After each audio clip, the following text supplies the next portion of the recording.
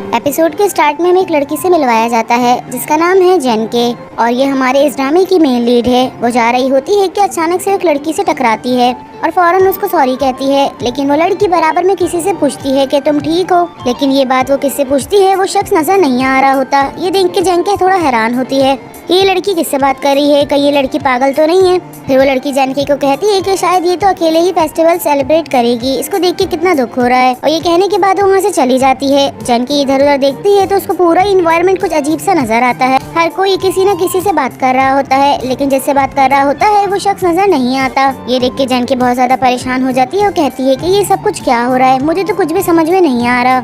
इतने में एक शख्स उसके पास आता है और उसको कहता है कि हैप्पी हॉलीडे। साथ ही उससे पूछता है कि ये फेस्टिवल तुम अकेले ही सेलिब्रेट क्यों कर रही हो, तुम्हें किसी बॉयफ्रेंड की जरूरत है जो कि इस न्यू ईयर पे तुम्हें कंपनी दे। जिस पे जेनके उसको कहती है कि मेरे पास ऑलरेडी बॉयफ्रेंड है। और वो जेनके को कहता है कि ये तो अच्छी बात है कि तुम्हारे पास बॉयफ्रेंड है, लेकिन इसका मतलब ये नहीं है कि तुम्हारा बॉयफ्रेंड तुम्हारे लिए परफेक्ट है। उसके बाद वो उसको एक पेपर दिखाता है जिसपे लव बॉयज की तस्वीर बनी होती है और कहता है कि तुम्हें जिन लोगों की जरूरत है वो है लव बॉयज। ये सुन के जेनके थोड़ा हैरान होती है, पूछती है कि लेकिन ये लोग कौन है। जिसपे वो आदमी उनको एक ग्लासेस देता है और कहता है कि इसको ट्राई करो। साथ ही वो उसको कहते हैं कि जब तुम ये ग्लासेस लगाओगी तो तुम्हारी दुनिया बिल्कुल ही बदल जाएगी। फिर जेनके इस ग्लासेस को ऑन करती है तो वो देख के थोड़ा हैरान होती है। वो ग्लासेस दिखने में उसको थोड़ा मैजिकल सा लगता है। फिर वो इस ग्लासेस को लगाती है और लगाते ही वो बहुत हैरान हो जाती है।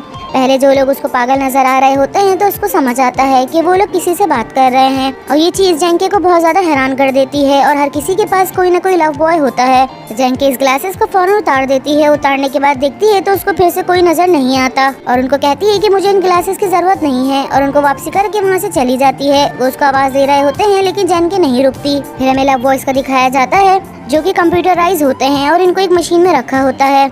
दिखने में तो वो एक रियल इंसान लग रहे होते हैं, लेकिन वो रोबोट होते हैं और इन रोबोट्स के ऑनर मिस्टर शाओ होते हैं। ये गेम चाइना में बहुत ज्यादा पॉपुलर हो जाता है और हर कोई लव बॉयज के साथ टाइम स्पेंड कर रहा होता है। दूसरी तरफ हमें जेनके का दिखाया जाता है। वो स्टेशन पे खड़ी होती है कि इतने में उसके पास उसके डैड की कॉल आती है। अपने डैड से बात करके वो बहुत खुश हो जाती है और उनसे कहती है कि मैं आपका इंतजार कर रही हूँ। लेकिन उसके डैड जेनके से सॉरी कहते हैं और कहते हैं कि मैं किसी काम में फंस गया हूँ तो इसलिए मैं अभी भी वापसी नहीं आ सकता। जिस पे जेनके बहुत ज्यादा सैड हो जाती है और उनको कहती है कि लेकिन ये तो न्यू ईयर था और मुझे मिले हुए आपसे बहुत टाइम हो गया है। इस पे इसके डैड उसको कहते हैं कि तुम फिक्र मत करो, जैसे मेरा काम खत्म होगा मैं तुमसे मिलने के लिए वापसी जरूर आऊंगा। ये सुन के जेनके अपने आप को मोटिवेट करती है और अपने फादर से कहती है कि आप परेशान मत हो, मेरे पास तो गोइनकेन है, मैं उसके साथ सेलिब्रेट कर लूंगी। ये कहने के बाद उसके फादर कॉल रख देते हैं। नेक्स्ट हमें दिखाया जाता है जेनके अपने स्टोर जाती है जहाँ पर वो पार्ट टाइम जॉब किया करती है। वो अपने बॉस को हैप्पी न्यू ईयर कहती है, जिसपे उसके बॉस कहते हैं कि मैं तुम्हारा बॉस नहीं हूँ।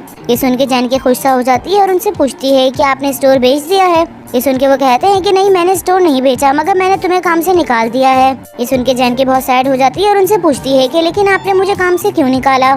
लेकिन ऑनर के पास कोई भी सॉलिड रीजन नहीं होता तो वो उसको कहते हैं मैंने किसी और को काम पे रख लिया है। जिस पे जेनकी कहती है कि ठीक है, लेकिन आप मुझे पिछली 3 पेमेंट्स मुझे दे दें। ये सुनने के बाद उसके हाथ में एक्सपायरी फूड रख देते हैं और कहते हैं कि यही तुम्हारी पेमेंट है, मैं तुम्हारी पेमेंट तुम्हें नहीं दे सकता। जेनकी उनसे आगे आर्ग्यूमेंट करती है, लेकिन वो उसको कहते हैं कि तुम यहाँ से जा सकती हो। लेकिन जेनकी फिर से अपने आप को मोटिवेट करती है और अपने बॉयफ्रेंड से मिलने के लिए आती है और उसको एक ब्रीफ केस देती है और उसको कहती है कि हैप्पी न्यू ईयर। लेकिन उसका बॉयफ्रेंड थोड़ा सैड सा लग रहा होता है तो वो जेनकी को कहता है कि मैं तुमसे ब्रेकअप करना चाहता हूँ। अब ये सुन के तो जेनकी बहुत ज्यादा सैड हो जाती है और वो उससे पूछती है, जिसपे वो कहता है कि मैं ये आगे कंटिन्यू नहीं कर सकता। और ये कहने के बाद वो वहाँ से चला जाता है। जेनकी खुशी खुशी उसको जाने देती है, लेकिन उसकी आंखों में काफी आंसू आ जाते हैं और वो खुद से यही कह रही होती है कि आज का दिन तो मेरे लिए बहुत ज्यादा बुरा है। और ये कहने के बाद जेनकी रोने लग जाती है। नेक्स्ट वो अकेले से ही फायरवर्क देखने के लिए आ जाती है, जबकि वो ये अपने बॉयफ्रेंड के साथ एंजॉय करना चाहती थी। और फायरवर्क देखते हुए वो खुद को मोटिवेट करती है और कहती है कि इस तरह से मैं डिसहार्ट नहीं होंगी, मुझे जल्दी ही अपने लिए कोई नई जॉब ढूंढनी है जिससे मैं अपने फादर को सपोर्ट कर सकूं और इसी साल मैं अपने लिए बॉयफ्रेंड भी ढूंढ के रहूंगी। जेनकी वहीं खड़ी हुई है, खुद से वादा करती है। नेक्स्ट हमें दिखाया जाता है कि वो घर आती है। घर पे आने के बाद भी वो सैड होती है, लेकिन उसके पास एक पार्सल आया होता है तो वो उस पार्सल को खोलने लगती है। साथ ही यही सोच रही होती है कि ये पार्सल किसने भेजा, इस पे तो किसी का नाम भी नहीं लिखा। जब उस पार्सल को ऑन कर लेती है तो उसमें से एक बॉक्स निकलता है। जब उस बॉक्स को ऑन करती है तो उसमें वही ग्लासेस होता है जो कि उस लड़की ने जानकी को दिया था। ये देख के कहती है कि फिर से नहीं। फिर उस ग्लासेस को लेके लगाती है। ग्लासेस लगाने के बाद वो इधर उधर देखने लग जाती है, लेकिन उसको कोई भी नजर नहीं आता। अब फिर सैड होके खुद से कहती है कि शायद लव बॉयज में भी मेरे लिए कोई नहीं है। इतने में उसके सामने एक न्यू ईयर केक आता है। केक देख के वो बहुत हैरान होती है और जैसे ऊपर देखती है तो एक लव बॉय खड़ा होता है और इससे पूछती है कि तुम कौन हो। तो वो बताता है कि मेरा नाम है लवशे। फिर वो जानकी के बराबर में बैठ जाता है। लवशे जानकी से कहता है कि मेरी आंखों में देखो, मैं तुम्हारी 3 विशेष पूरी करने के लिए आया हूँ। ये सुनने के बाद जानकी लवशे की आंखों में देखती है और अचानक से वो कन्वीनियंस स्टोर के बाहर पहुँच जाती है जहाँ पे वो काम किया करती थी। स्टोर देख के जानकी बहुत ज्यादा हैरान होती है, जिसपे लवशे कहता है कि तुम परेशान मत हो, ये स्टोर अब से तुम्हारा है। और स्टोर के बाहर भी लिखा होता है कि जानकी कन्वीनियंस स्टोर। जानकी को अभी यकीन नहीं आता तो लवशे उसका हाथ पकड़ के उसको अंदर लेकर आता है। जो पहले जानकी के बॉस हुआ करते थे अब वो यहाँ पर काम करते हैं। ये देख के जानकी भी बहुत हैरान होती है और वो जानकी को देख के बहुत खुश होते हैं और हैप्पी न्यू ईयर कहते हैं। जबकि जानकी उसके साथ बिल्कुल वैसा ही करती है और उसको कहती है कि अब मैं तुम्हें काम पे नहीं रख सकती, जिसपे वो खुद भी बहुत हैरान होता है और जानकी को कहता है कि बॉस अब इस तरह से ना करें।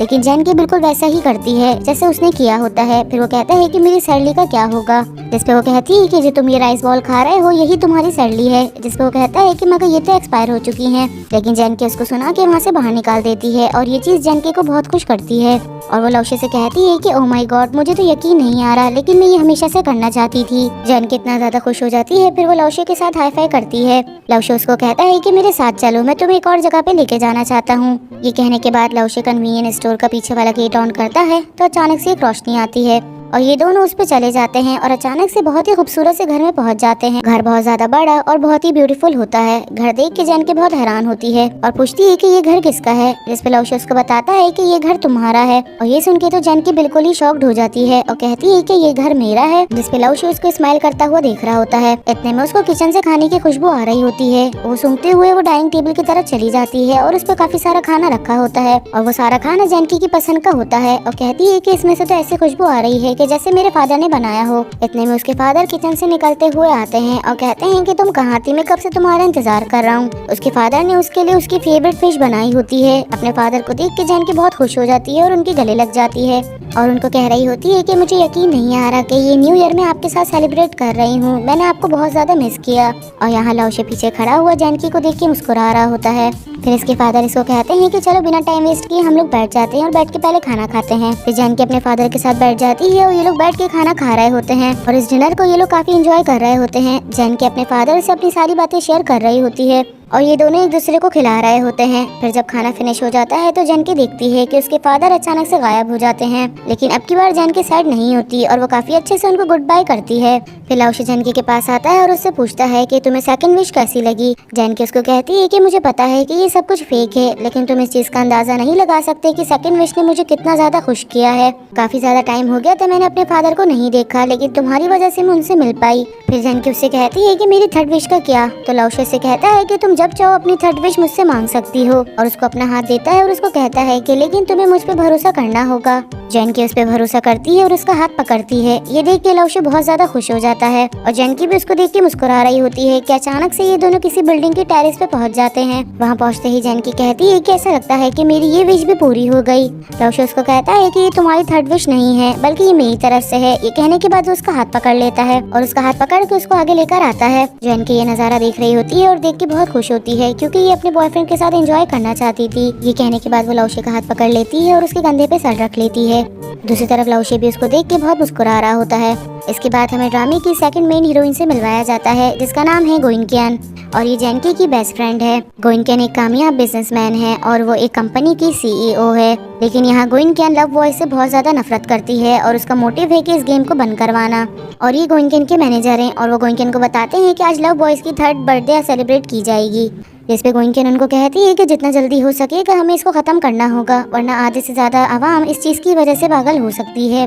इतने में जैन की कॉल आती है और वो उसको बताती है कि मैं वहाँ पर जा रही हूँ। तो गोइंकिन उसको मना कर रही होती है कि तुम मेरी फ्रेंड हो, तुम्हें मुझे सपोर्ट करना चाहिए, ना कि वहाँ जाना चाहिए। लेकिन जैन की आधी बात करके कॉल काट देती है क्योंकि उसका बहुत दिल होता है कि वो उनकी बर्थडे सेलिब्रेट करे। कॉल कट होने के बाद गोइंकिन कहती है कि अब तो मेरी दोस्त भी इन चक्करों में पड़ गई है, तो मुझे जितना जल्दी हो सकेगा इसको बंद करवाना होगा। दूसरी तरफ हमें जानकी का दिखाया जाता है, वो रोड क्रॉस कर ही रही होती है कि अचानक से वो एक बाइक के सामने आ जाती है। वो बाइक वाला ब्रेक मारता है लेकिन उसकी वजह से वो उड़ता हुआ रोड पे जाके गिरता है। उसको इस तरह गिरता देख के जानकी बहुत ज्यादा हैरान हो जाती है कि उसके हाथ से बोर्ड तक नीचे गिर जाता है। फिर हमें हॉस्पिटल का सीन दिखाया जाता है। वो शख्स एक ओल्ड ग्रैनी होती है। जानकी को यकीन नहीं आता, वो कहती है कि ग्रैनी भी बाइक चला सकती है। फिर वो डॉक्टर से उनकी कंडीशन पूछती है तो डॉक्टर कहते हैं कि अभी तो सब कुछ बेहतर है, हम इनके होश आने तक का इंतजार करेंगे। फिर वो डॉक्टर को अपना नंबर लिख कर देने लगती है और उनको कहती है कि जो भी बात होगी आप मुझे कांटेक्ट कर सकते हैं। अभी मैं काफी जल्दी में हूँ, लेकिन इनके मेडिकल जो भी खर्चा आएगा वो मैं उठाने के लिए तैयार हूँ। और ये कह के वहाँ से भाग जाती है। यहीं पर हमारा ये एपिसोड खत्म होता है। आई होप सो कि आप लोगों को पसंद आया होगा और एपिसोड वॉच करने के लिए थैंक यू।